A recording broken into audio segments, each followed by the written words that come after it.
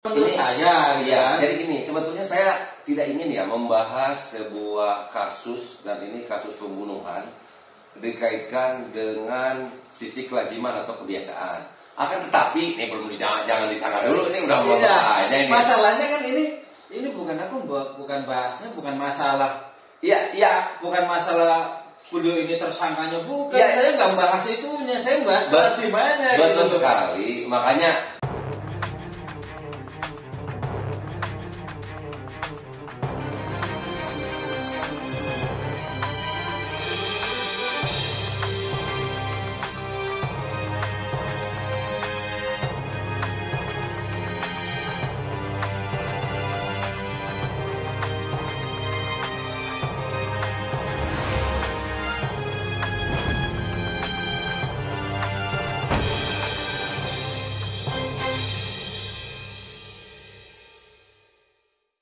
Assalamualaikum warahmatullahi wabarakatuh. Waalaikumsalam warahmatullahi wabarakatuh. Salam sejahtera untuk kita semua. Salam, Om Swastiastu, Namo Buddhaya, salam kebajikan. Teman-teman semuanya, selamat bertemu kembali dengan saya Herisanto dan juga Mas Sulistyo. Pada kesempatan kali ini kita masih akan membahas seputar kasus Subang. Tetapi tentunya teman-teman simak terus karena pembahasan kali ini sepertinya kalau dilihat dari raut wajahnya Mas Sulis, sepertinya ada sesuatu yang menarik, yang tentunya ingin mendapatkan komentar dalam arti pendapat teman-teman semuanya. Jadi teman-teman semuanya, mari kita simak, dan saya ingin menanyakan kepada Mas Sulistyo nih, topik apa yang kita bahas pada kesempatan hari ini terkait kasus Subang. Topiknya masih sama, Pak. Ya. Sama lanjutan yang kemarin. Kemarin kan saya ngomong masalah motor saksi, orang atau saksi ya. Iya. Ya, orang itu udah termasuk saksi. Iya.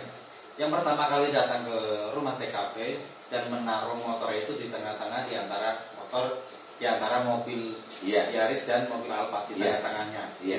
Itu yang mau saya bahas. Yang ingin saya tanyakan, siapa yang menyampaikan saksi tersebut? Siapa yang menyampaikan? Apakah saksi langsung atau mungkin saksi yang didampingi oleh pihak pengacara? Nah, saksi di sini ini yang ngomong langsung dari pihak PH-nya. Oh iya. Jadi bukan saksi langsung yang ngomong. Iya. Karena saya dengarnya di media nih, kita juga kemarin udah upload juga videonya.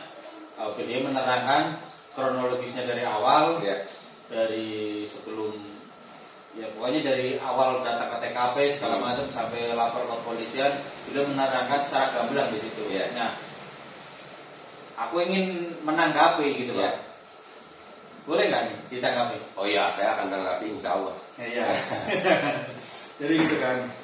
Nah di situ kan banyak komen yang masalah, saya lebih percaya sama si U nih, Pak U gitu kan. Saya lebih ini karena dia kan ini gitu kan. Nah, tetapi aku pengennya ngomong, kita bahasnya secara logika aja Pak. Nggak bahas masalah adik-adik atau gimana, takutnya kita jadinya menebarkan kebencian atau gimana. Posisi sekarang kan kita lagi bulan puasa kan? Bulan penuh rahmat, penuh barokah gitu. Ya. Kita lanjut lagi. Kan di situ PH-nya ini ngomong. Jadi nggak saksi nih ya. Saksinya hilangin dulu nih, PH-nya dulu. Ngomong bahwa pas pagi itu datang, beliau sempat bertegur sapa sama Pak Ujang. Dan beliau ini ada seorang petugas kebersihan jalan ya. Nah, lalu beliau masuk ke rumah, belok ke kiri, karena beliau dari arah mana? Selatan mungkin. Dari belok ke kiri, terus beliau parkir di antara dua mobil Yaris dan mobil Alphard. Habis itu boleh kan dipanjangin lebar kan? Iya boleh aja. Habis itu beliau kaget lihat posisi mobil ini sudah berbeda posisi yang berbeda posisi di sini, berbeda posisi seperti kebiasaan setiap harinya mobil itu parkir, ya kan? Terus keadaan mobil itu nyerong, pintu kaca mobil itu terbuka, lalu katanya beliau ini panik, panik dan melihat dan mencoba membuka pintu depan yang sebelah kiri itu nggak bisa. Terus beliau ini fokusnya ke lihat kunci mobil yang ada di setir kan, kunci mobil yang ada di bawah setir. Beliau melihat itu, tapi nggak ada. Saking paniknya, katanya beliau ini nggak melihat ke belakang mobil, lalu beliau langsung ke rumah TKP, masuk ke rumah gitu. Nah, sampai di situ aja. Tetapi nih ada berbeda pula keterangan Pak Ujang. Berbedanya di sini satu nih perbedaan satu. Perbedaannya Pak Ujang ini nggak merasa bertegur sapa sama orang yang pertama kali datang ke TKP. Gitu. Dan kedua karena Pak Ujang ini ngerasanya pas waktu dia lagi ngasah sabit biar tajam itu tiba-tiba ada orang datang nyamperin dan nggak tahu beliau ini datangnya dari arah mana juga nggak tahu gitu. Jadi kan nggak sinkron gitu Pak. Satu nggak sinkron.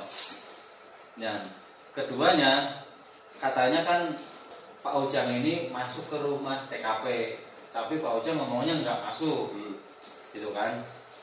Nah, tapi ini panjang dulu nggak apa-apa ya. Dan yang kedua nih, kan ini itu pertanyaan satu. Kalau menurut Pak Heri gimana? Dan yang kedua nih, apa jawab dulu? Biar nggak lupa. Boleh dijawab dulu lah. Dijawab dulu aja. Jadi nanti lupa nih. Jadi yang ditanyakannya apa nih?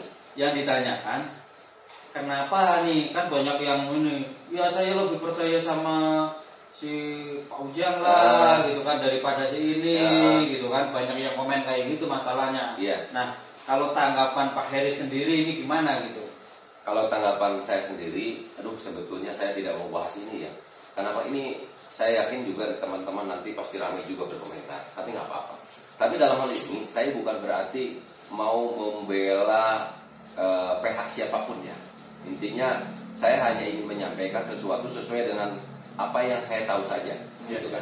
Nah, dalam hal ini kan yang dibicarakan terkait ada perbedaan keterangan yang diberikan oleh saksi, baik yang didampingi sama PH maupun yang tidak kan seperti itu. Nah, begini Mas, kita ketahui bahwa kalau yang namanya saksi itu otomatis yang waktu itu bisa dikatakan berada di TKP. Makanya dirinya juga dipanggil oleh pihak kepolisian, lebih jelasnya penyidik, untuk memberikan keterangan sesuai dengan apa yang dia lihat, sesuai dengan apa yang dia dengar, tentunya kan seperti itu. Nah, beda dengan apa keterangan yang diberikan oleh pihak kuasa hukum lah. Kenapa? Kalau kuasa hukum itu seperti yang kita ketahui pada saat awal Danu juga didampingi oleh kuasa hukum dari ATS Law dan Yoris pada waktu itu. Jadi ada yang namanya gelar. Gelar itu pihak kuasa hukum itu menanyakan, mengorek keterangan dari kliennya gitu loh. Sejauh mana gitu kan. Semuanya dipres Mas. Sampai akhirnya juga dilakukan sumpah dirinya itu sampai sejauh mana di dalam kasus Subang ini. Kan seperti itu. Ya, setelah dilakukan sumpah, lalu pihak klien itu memberikan keterangan sesuai dengan apa yang ditanyakan oleh PH juga, ya kan? Dari mulai kejadian yang dia tahu tentunya kan diinfokan. Makanya pada saat ada media apapun yang menanyakan kepada PH tentang kronologi awal waktu itu, ya pasti dijelaskan oleh kuasa hukum lah dalam hal ini ya, kuasa hukumnya. Yang kita juga semua tahu, kuasa hukum pada saat itu kan ya posisinya kan bukan sebagai saksi kan, dia itu hanya untuk dapat memberikan pendampingan hukum yang berkaitan dengan apa yang menjadi hak-hak kliennya, ya kan seperti itu ya. Nah, jadi mengenai apa yang disampaikan oleh PH atau kuasa hukum, saya tidak berbicara benar ataupun salah, ya kan? Benar, ya alhamdulillah. Salah itu juga nanti kan memiliki sebuah konsekuensi, ya kan? Kenapa? Karena apa yang disampaikan oleh kuasa hukum itu tentunya berdasarkan informasi yang diberikan oleh kliennya itu sendiri. Kan beda ini, sebuah statement yang disampaikan kepada media dan sebuah hal yang disampaikan dalam proses BAP itu berbeda. Kenapa? Karena pada saat proses BAP, ini saya jadi sedikit melebar ya. Pihak pengacara itu tidak bisa ngapa-ngapain. Dia itu hanya memberikan pendampingan terhadap kliennya untuk dilakukan pemeriksaan, ya kan? Jadi tidak bisa melakukan intervensi apapun. Nah, akan tetapi dalam sisi penyampaian kepada media terkait hal itu, ya tentunya itu disampaikan oleh PH dalam hal ini mewakili kliennya, tidak terlepas atau benar, itu juga nanti akan ketahuan benar atau tidaknya kan seperti itu. Karena yang dipakai menurut pendapat saya, menurut apa yang saya tahu, dan saya juga sering melakukan koordinasi dengan Bang Topan tentunya ya kan, bahwa yang dilakukan pendalaman yang terkait dengan BAP yang diberikan oleh pihak penyidik kepada saksi gitu loh Mas. Nah, jadi dalam hal ini ya kalau benar ya syukur, kalau salah juga ya tentunya juga semua hal juga ada sebuah konsekuensi gitu loh Mas. Jadi saya tidak ingin terlalu mempersoalkan itu. Justru adanya perbedaan ini merupakan sesuatu yang menarik menurut saya gitu loh. Ya, berbeda pendapat itu kan? Iya, siap. Seperti itulah kira-kira. Berarti sebenarnya ini jawabannya ini global, Pak. Iya. Tadi kayak masalah perbedaan satu, terus perbedaan dua, terus ada lagi kan lah. Iya. Sebenarnya banyak gitu kan. Iya. Tetapi itu udah kejawab. Nah, kemudian gini Pak, masih seputaran di situ nih. Iya. Tapi saya pengennya ngajaknya kita berpikir secara logika, nah, ya kan, secara nalar. Iya.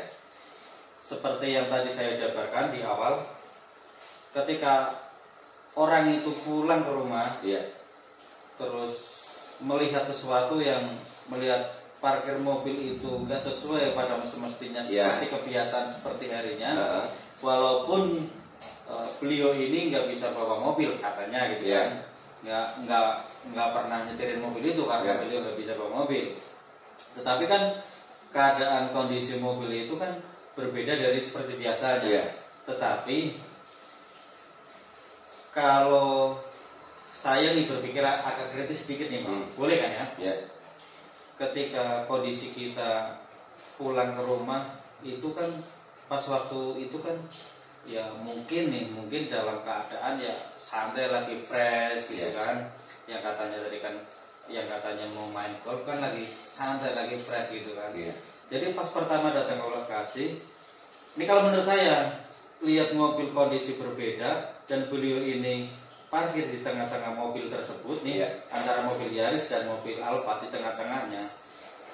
Dalam kondisi seperti itu kalau menurut saya belum ada rasa panik Pak. Itu kalau menurut saya secara ya ini aku gambarnya secara logika, lazimnya orang, kebiasaan orang gitu kan. Karena emang ya posisinya nggak tahu kan, ya posisi mobil itu apa karena yang biasa make itu parkirnya sembarangan atau lagi buru-buru, ini gimana sih parkirnya gitu kan. Nah, kalau menurut Pak Heri sendiri ini gimana? Menurut saya ya. Jadi gini, sebetulnya saya tidak ingin ya membahas sebuah kasus, dan ini kasus pembunuhan dikaitkan dengan sisi kelaziman atau kebiasaan. Akan tetapi ini belum jangan disangka dulu, ini udah mulai aja ini. Masalahnya kan ini bukan bahasnya bukan masalah.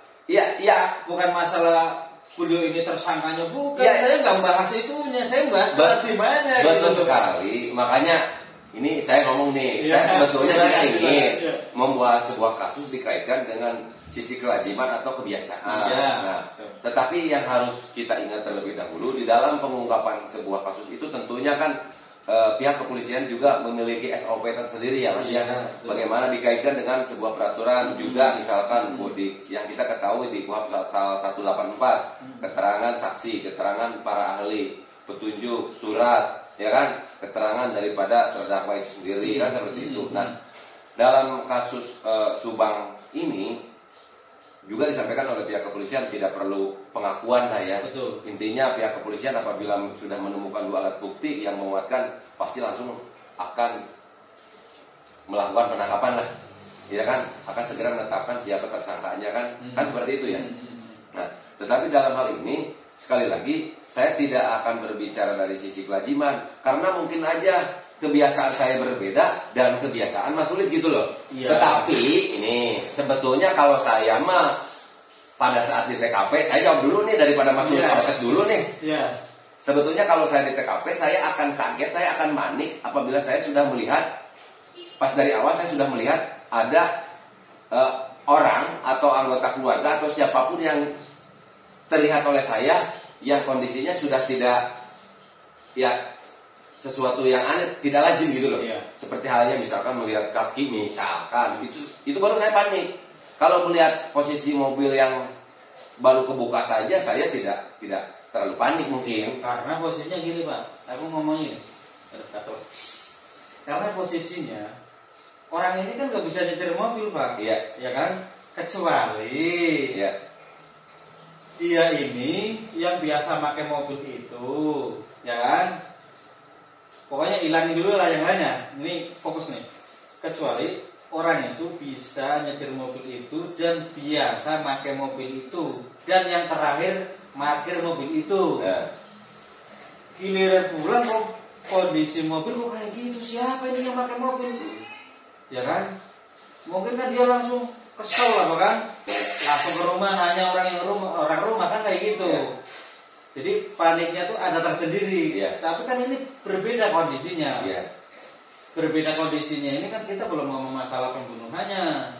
Kita ngomongnya masalah orang pertama kali datang. Iya. Gitu. Ini yang dibahaskan mengenai dari sisi kelaziman atau kebiasaan panik dan nggak panik. Jadi maksud saya, kalau saya waktu melihat mobil seperti itu aja tidak terlalu panik. Tapi apabila melihat kaki lah atau apa kak, iya kan? Iya. Saya kan baru posisinya kan beliau ini belum lihat ada kaki di ya dalam justru mobil. itu kalau baru melihat seperti itu saja saya tidak panik gitu loh. Jelas kan ya? Iya. Kalau melihat seperti itu, nah ini kan berbicara dari sisi kelaziman. Akan tetapi kenapa kasus yang terjadi seperti ini tidak bisa dilihat dari sisi kelaziman aja, gitu kan? Kenapa? Karena mungkin saja kebiasaan saya, mungkin saja misalkan ada orang lain, orang berbeda-beda. iya mungkin aja saya misalkan pada saat saya dapat duit itu saya sedih, ya kan? Iya. Aduh ini ada gimana kan? Gimana nih buangnya? Ini gimana ngabisinnya gitu? Mungkin aja pada saat dapat musibah itu saya tertawa kan bisa saja kan ya? Iya, berarti mungkin itu agak sinding. Iya, mungkin. Kalau perilakunya itu barusan Saya nggak tahu, saya tidak berbicara ke situ ya. Cuman kalau berbicara dari sisi kelaziman mungkin berbeda-beda lah. Iya. Ya kan? Cuman kalau dari sisi kebiasaan banyak orang kalau dalam kondisi misalkan contoh seperti sedih pasti menangis. Kan kebanyakan kan begitu kan ya? Iya, kan ini berbicara dari mayoritas. Iya, ya kan? mayoritas. Dan minoritas, ya kan? Nah, berarti kalau itu masuknya ke dalam ya bisa dikatakan masuk dalam sesuatu yang berbeda, minoritas. Ya, tapi untuk kebenarannya kan siapapun itu nanti juga seperti apa dan bagaimana, Mas? Ya, tentunya kan pihak kepolisian juga punya yang namanya keterangan dari para ahli. Iya. Tentunya dalam hal-hal seperti ini, ya kan? Tentunya nanti para ahli-ahli itu sendirilah yang akan digunakan oleh penyidik untuk bagaimana bisa membantu kerja pihak kepolisian dalam pengungkapan kasus. Kalau dikomentari oleh saya atau sama teman-teman yang lain sesama YouTuber tidak ada benarnya, Mas. Iya. Ya kan? Betul, karena betul. apa dianggapnya? Ya takut dianggap seperti apa? Ya, makanya kita memojokkan seseorang. Nah, Misalnya nih, bagaimana gitu. Jadi nanti aja yang Iya. pintar-pintar nanti ya. jadi ini jangan pada salah paham dulu. Iya. Kita di sini hanya diskusi, Iya. bukan memojokkan seseorang. Iya. Gitu kan? Ya orang mau beranggapan gimana ya? Kan kita bicaranya secara kelaziman orang, secara logika. Iya. Walaupun dalam kasus pembunuhan itu nggak bisa kita main hati, nggak bisa kita Iya. main logika. Iya. Emang seperti itu. Iya. Tetapi kita kesampingkan itu dulu. Kita Iya. pengen bahasnya logikanya dulu, sikap seseorang gitu. Saya sudah sampaikan dari apa yang ya tanggapan saya terkait hal itu, dan saya bagaimana apabila dikondisikan intinya dalam kondisi seperti itu saya panik atau enggak. Saya bilang enggak kalau dari awal kan, kalau belum melihat apa-apa. Tapi kita juga harus nanya kepada teman-teman nih. Nah, iya. Kira-kira teman-teman seperti apa ya? Coba sama Mas ditegasin lagi kepada teman-teman. Dalam kondisi seperti apa sih yang ditanyakan, biar teman-teman juga lebih fokus dalam memberikan komentarnya gitu loh Mas. Jadi Nggak usah panjang-panjang, simple, jelas, tepat, padat. Nah, Gitu loh. jadi seperti yang uraian video tadi dari awal sampai sekarang nih. Tadi kan saya kan udah jelasin di panjang Iya. lebar nih, Iya. ya kan?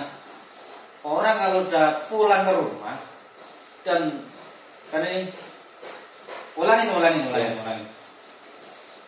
Kita punya mobil 2-3 nih di rumah. Iya. Tapi kita posisinya nggak bisa nyetir. Iya. Kita habis pulang dari, anggaplah kita pulang dari mana lah gitu kan, kita pulang ke rumah karena kita nggak bisa nyetir, terus kita melihat kondisi mobil yang satu nih berubah arah dan tidak parkir selazimnya kebiasaan mobil itu parkir tiap harinya, gitu kan. Nah, dalam kondisi tersebut, apakah Anda semua pada panik? Atau berpikir, ada apa ini mobil? Kenapa ini mobil? Hal yang pertama dilakukan, dicek dulu mobil atau ngecek apanya dulu? Mungkin aja panik lah, ini mobil ada yang beli atau gimana? Lah iya, posisinya yang dicek itu mobilnya atau rumahnya? Kalau saya pasti rumahnya dulu sih. Enggak, kalau saya lihat mobilnya pasti diputerin. Ya. Jangan-jangan ada yang bawa ini, gitu kan? Ini posisi siapa yang mau bawa gitu kan? Maksud saya juga seperti itu, biar Mas Lis saja yang ngomong. Bisa. Saya takut batal puasa. bisa. Oke, cukup sekian. Terima kasih. Wassalamualaikum warahmatullahi wabarakatuh.